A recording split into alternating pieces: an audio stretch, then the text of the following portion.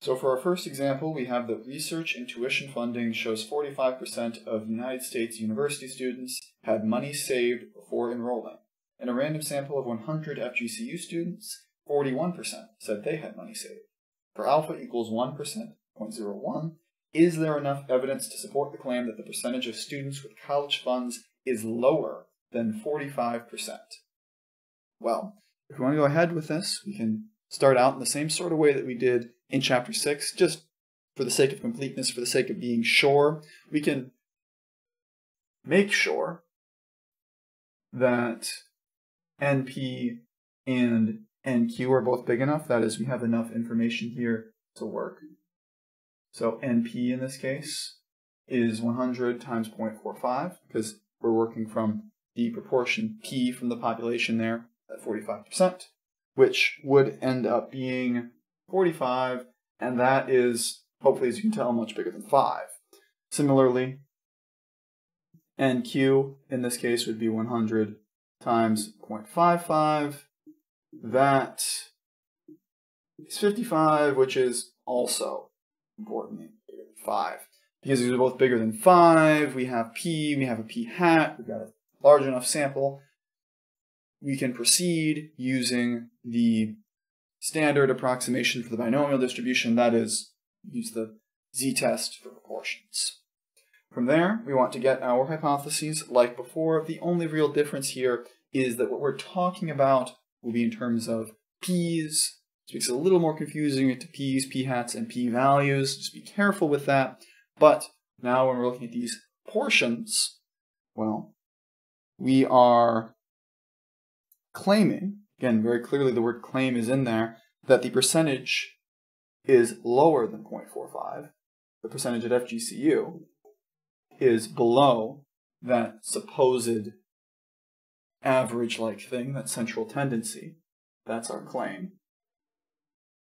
So when we're talking about our conclusion, we're either going to be supporting this claim or failing to support this claim. So the opposite of that is that P is at least 0.45, where truthfully, usefully, the value that matters is that 45%, but technically speaking, if our data shook out that it was bigger, it would still go against our claim. Where this is null flavored, and that is alternative flavored, based on where the strict inequality lives. So, once we have that, we can then talk about our level of significance, so we can get started towards our actual process, where here we are told that alpha is the slightly more significant value of 1%.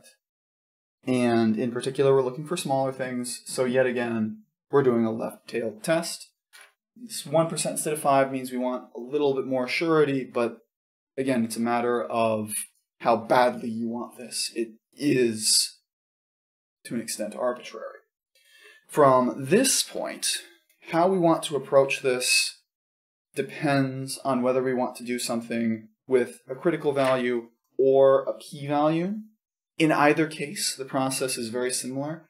I'm going to use the p-value approach here, but just for the record, if you wanted to continue with getting the critical value, what you would do is use an inverse normal computation, where you do inverse normal of 99% with standard normal 0, 1, to get a z-score of negative 2.33, corresponding to this level of significance, where because it's a left tail, we'd be looking for things smaller than that in the rejection region. Just keep that in the back of your mind if you want it.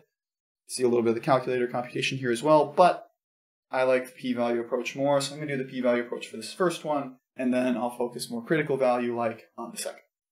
Anyway, here, with the p-value approach in mind, we're going to find the test statistic, the z-score now. So if we want that z-value, well, we're going to use that formula.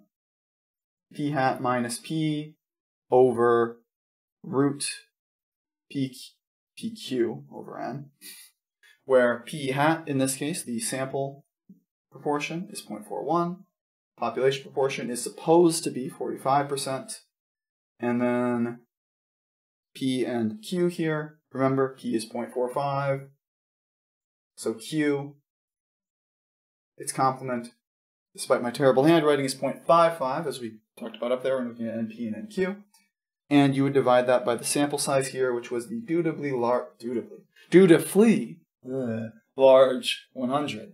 Not a very nice number. Again, these are very rarely nice, and we're going to find that the further we go, these computations get less and less friendly, which is why, well, we're going to see that I will write them out by hand less and less often. But anyway, with this one here, we're going to end up with an approximate z-score of 0.80, negative 0.80. So if we want to talk about this in terms of a distribution, in terms of a picture that we can compare it to, we get something like this, where, keeping that critical value in mind, we can see where this is going to go, but just for the sake of doing the p-value approach, we can then use a NormalCDF type function where we do NormalCDF counting up to that negative 0.80 on standard normal to get a p-value that is approximately 0.211. That's an unusually large p-value generally, but in particular for our purposes here, that p-value is not smaller,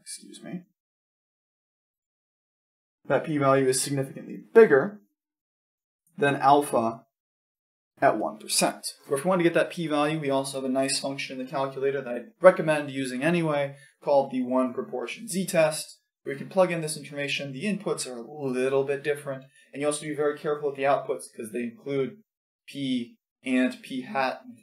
The kerning's not great, so it's easy to misread it, but that would be another way you can get this p-value here, where again, last step is your actual decision based on that. Well, not the last step, but the ending based on that. Where here, because the p-value is much bigger than alpha,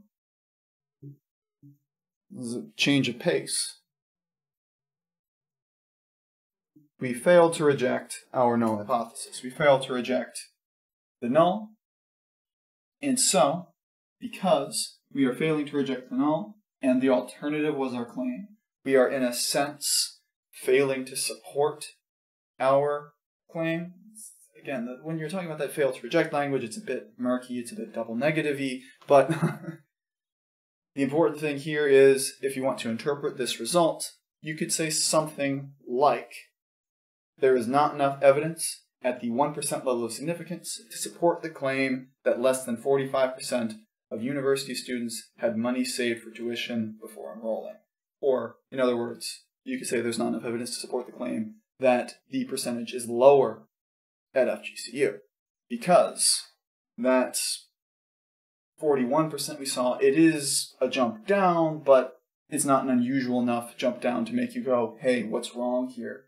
It could just be that I didn't pick very good students at FGCU for that sample, or what have you. Point is, it's not enough to say that something is fundamentally incorrect with our setup.